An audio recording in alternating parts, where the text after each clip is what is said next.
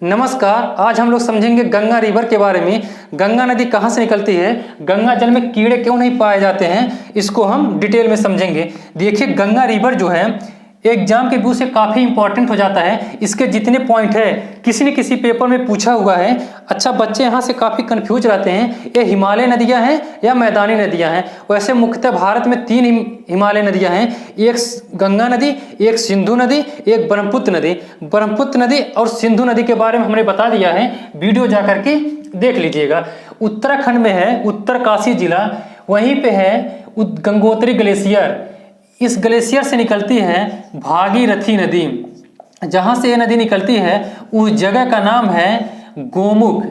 और उत्तराखंड में ही एक ग्लेशियर है सतोपंत ग्लेशियर, जिस पे है बद्रीनाथ। यहीं से दो धारा निकलती है, एक का नाम है विष्णु गंगा, एक का नाम है धौली गंगा।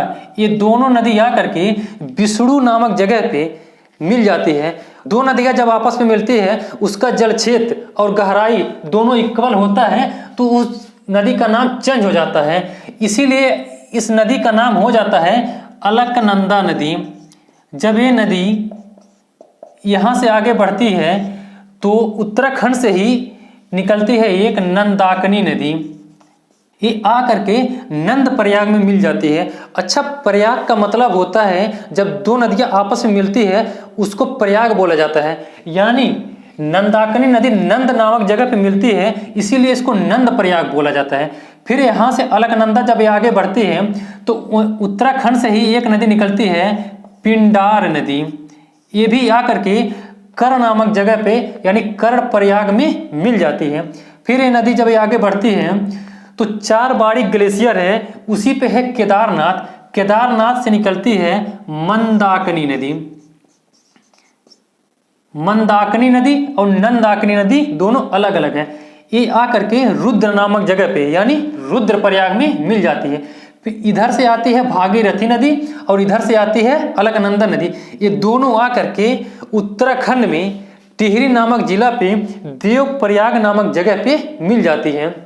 हमने अभी बताया, जब दो नदियां आपस में मिलती है उसका जल क्षेत्र और गहराई बराबर होता है, तो वहीं से उसका नाम चेंज हो जाता है। इसीलिए यहाँ से इस नदी का जो नाम होता है उसका नाम होता है गंगा रिवर।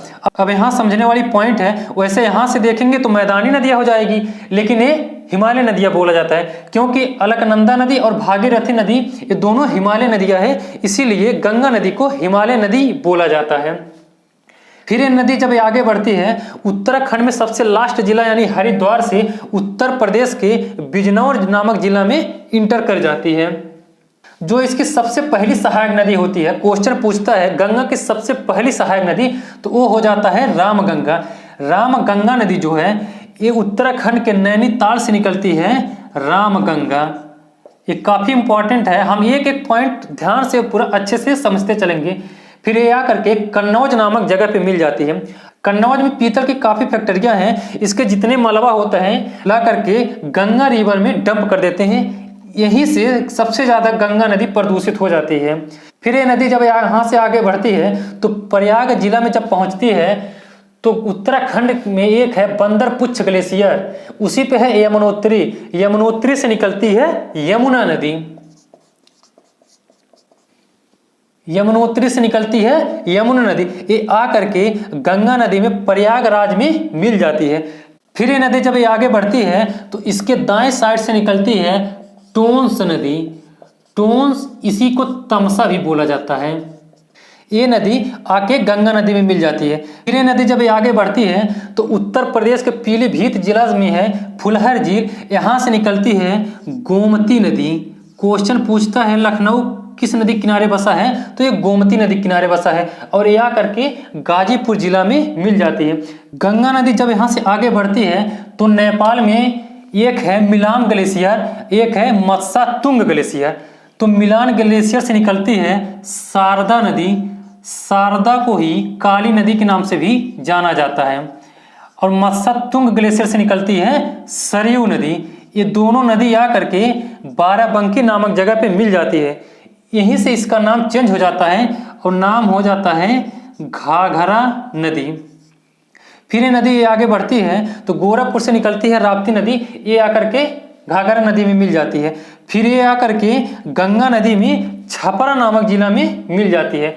जब ये नदी यहाँ से आगे बढ़ती है तो इसके दाएं साइड यानी मध्य प्रदेश में है मैकाल पर्वत। मैकाल पर्वत पे है अमरकंटक श्रेणी, यहाँ से निकलती है सोन नदी।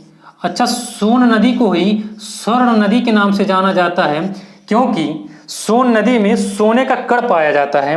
इसकी एक सहायक नदी है जो काफ़ी प्रसिद्ध है, वो रिहंद नदी है, उत्तर प्रदेश में है। इसी के बगल में बनाया गया है गोविंद पंत सागर झील। अमरकंटक श्रेणी से इसके नीचे साइड निकलती है नर्मदा नदी, ये आकर के बिहार के पटना जिला में मिल जाती है। फिर ये नदी जब आगे बढ़ती है तो नेपाल से निकलती है गंडक नदी, ये आकर के पटना जिला में सोनपुर नामक जगह में गंगा नदी में मिल जाती है। यहाँ से जब गंगा नदी आगे बढ़ती है तो नेपाल में एक है गोसाई धाम चोटी, यहाँ से निकलती 7 नदियाँ, इसीलिए सप्तकोशी बोला जाता है। भारत में मात्र 3 नदियाँ इंटर करती है, जो है वो कोसी नदी है। ये आकर के गंगा नदी में भागलपुर में कुर्सेला नामक जगह पे मिल जाती है। जब यहाँ से गंगा नदी आगे बढ़ती है तो पश्चिम बंगाल में है दार्जिलिंग पहाड़ी, यहाँ से निकलती है महानंदा नदी, ये आकर के पश्चिम बंगाल में ही गोरारी घाट में ब्रह्मपुत्र नदी में मिल जाती है। फिर ये नदी जब आगे बढ़ती है तो एक सीधे चली जाती है बांग्लादेश में, जिसको बांग्लादेश में पद्मा के नाम से जाना जाता है, और एक नदी कट जाती है पश्चिम बंगाल में ही, इसको हुगली नदी के नाम से जाना जाता है। हुगली की सबसे प्रसिद्ध सहायक नदी जो है वो दामोदर है, जो पश्चिम बंगाल का शोक भी कहा जाता है। अच्छा, शोक का मतलब होता है जैसे बाढ़ लेकर के आती है, काफी बर्बाद जब करती है तो उसको शोक बोला जाता है। स्वर्ग का मतलब होता है जब ये नदियाँ काफी सिंचित होती है और फायदेमंद यानी पानी पीने का जल होता है तो उसको स्वर्ग कहा जाता है। अब हम यहाँ से पॉइंट समझते हैं कैसे क्वेश्चन पूछा जाता है। क्वेश्चन पूछेगा गंगा की सबसे पहली सहायक नदी, तो वो हो जाएगी रामगंगा, यहाँ देखेंगे रामगंगा है। अब पूछेगा सबसे अंतिम सहायक नदी, तो है महानंदा नदी। उसके बाद अगर पूछेगा गंगा नदी की सबसे लंबी सहायक नदी, तो वो हो जाएगा यमुना नदी, और गंगा की सबसे बड़ी सहायक नदी तो वो हो जाएगा घाघरा नदी। इसका मतलब है जल क्षेत्र घाघरा का सबसे बड़ा है यानी बड़ी नदी हो जाएगा, और यमुना नदी की लंबाई सबसे ज्यादा है यानी यमुना नदी हो जाएगा। और भी हम इसका फैक्ट समझते हैं, आप इसका स्क्रीनशॉट ले लीजिए क्योंकि अब इसको हटाएंगे। गंगा नदी की जो लंबाई है वो 2525 किलोमीटर है। 5 राज्यों में बहती है, उत्तराखंड, उत्तर प्रदेश, बिहार, झारखंड, वेस्ट बंगाल यानी पश्चिम बंगाल, 5 स्टेट में बहती है ये नदियाँ। उसके बाद से भारत की सबसे लंबी नदी भी है 2525 किलोमीटर, उसके साथ साथ भारत की राष्ट्रीय नदी भी है। गंगा नदी का पानी जो है उसमें कीड़े नहीं पाए जाते हैं, क्योंकि जो भी वायरस हैं एक उसमें बैक्टीरिया है जिसका नाम है बैक्टीरियोफेज। ये क्या करता है, जितने वायरस हैं उसको खाता है। कुछ बैक्टीरिया हमारे लिए नुकसान भी करता है, कुछ फायदा भी करता है। जैसे दूध से दही में कन्वर्ट करता है लैक्टिक अम्ल, यानी ये भी एक बैक्टीरिया है। गंगा की सबसे लंबी सहायक नदी जो है वो यमुना नदी है। गंगा की सहायक नदी जिसका उद्गम धरातल से है यानी मैदानी से है वो है गोमती नदी। उसके बाद देखेंगे गंगा की सबसे पहली सहायक नदी वो है रामगंगा। सारे पॉइंट ध्यान रखेंगे, क्वेश्चन बहुत बारीकी से यहाँ से पूछता है। उसके बाद से सबसे अंतिम सहायक नदी जो है वो है महानंदा। गंगा रिवर पे एक प्रोजेक्ट चलाई जा रही है जिसका नाम है नमामि गंगे प्रोजेक्ट। इसका काम है गंगा रिवर को प्रदूषण से मुक्त यानी पुनर्जीवित करना। ये 2014 में स्टार्ट किया गया था, एक केंद्र सरकार की देखरेख में होगा।